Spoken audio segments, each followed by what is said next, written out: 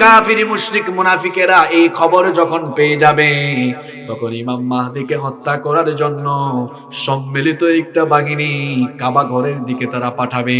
শোনেন, আসল মাহদি আর নকল মাহদি বোঝার পার্থক্য হলো, আসল মাহদি যিনি তাকে কেউ হত্যা করতে পারবে না, আর নকল মাহদিকে যে কোনো উপায়ে হত্যা করা যাবে। এই পর্যন্ত পৃথিবীতে প্রায় 27 থেকে 28 জন নিজেকে ইমাম মাহদি বলে দাবি করেছে। আমার যুবক ভাইরা এখানে আছে, আপনারা গুগলে সার্চ করে দেখবেন, সর্বশেষ যে ব্যক্তি নিজেকে ইমাম মাহদি বলে দাবি করেছিল তার নাম হচ্ছে মুহাম্মদ বিন আব্দুল্লাহ আল কাহতানি।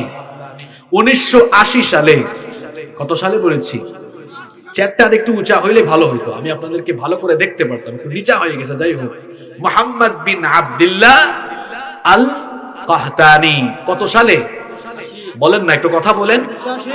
টাঙ্গাইলের মানুষ